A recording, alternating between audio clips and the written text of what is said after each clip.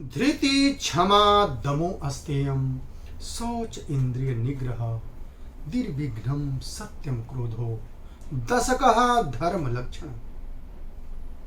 साथियों, मुझे समझ में नहीं आ रहा, एक बात बिल्कुल समझ में नहीं आ रही है कि क्या भाजपा ने ही पूरे भारतीय संस्कृति, भारतीयता, भारत की एकता, अखंडता और वर्चस्व बनाने के लिए ये ठेका ले रखा है?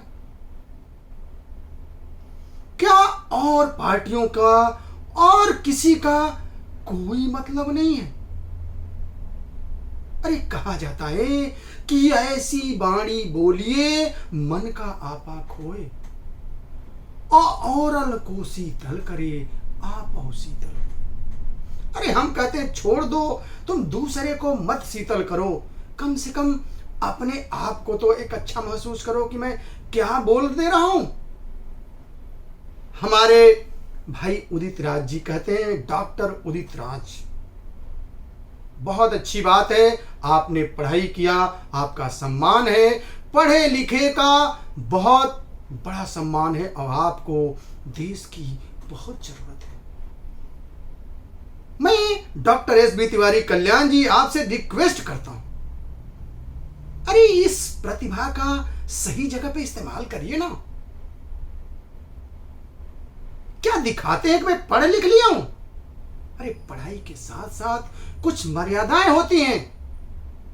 आपको जब शपथ दिलाया गया होगा तो कहा गया हो कि देश सर्वोपरि होता है, कोई ऐसी बात नहीं करेंगे कि जिससे हमारी भारतीय संस्कृति पे कुठाराघात पहुंचेगा। आप यही कह रहे हो ना कि जब कुंभ के ऊपर इतना खर्च हो जा रहा है तो मदरसे के ऊपर क्यों नहीं? आप बड़े बड़े गदगद हो रहे हो कि हमने तो बहुत बड़ी तीर मार दी है।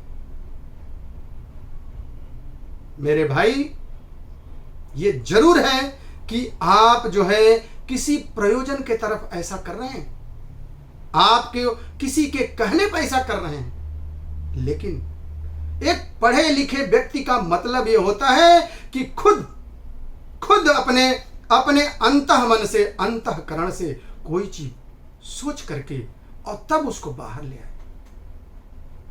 आप कैसे कह दिए कि भारतीय जनता पार्टी दलितों के साथ अन्याय करती है, मुस्लिमों के साथ अन्याय करती है?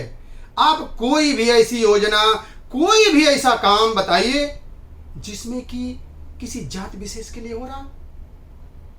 और आपने कुंभ पे सवाल उठाया है ना, तो मैं उसका जवाब देता हूं।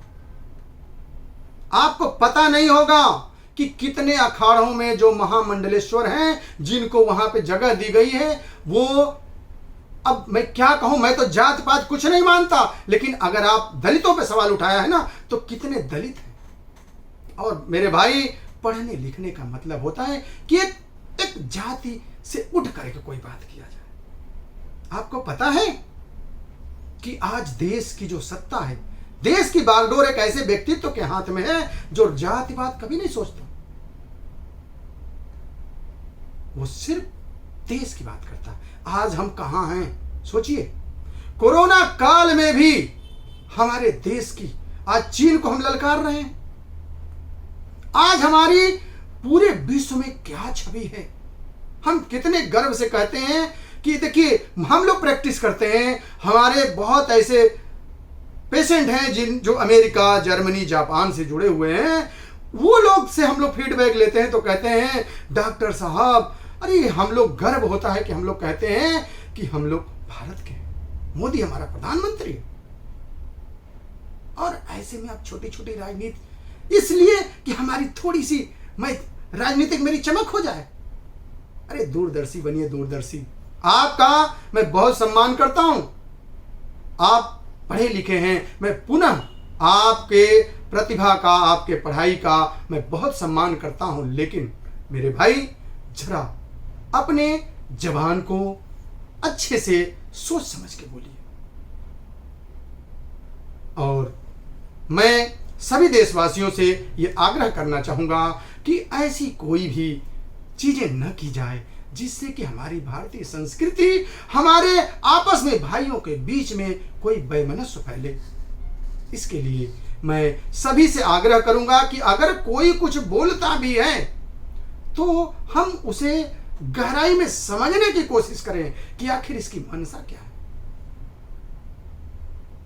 इन्हीं शब्दों के साथ भारत माता की जय बोलते हुए मैं अपने भारत की एकता, अखंडता और इसकी संप्रभुता को कायम रखने में मैं जितनी भी हमसे मदद हो सकेगी मैं हमेशा करने के लिए तैयार हूं।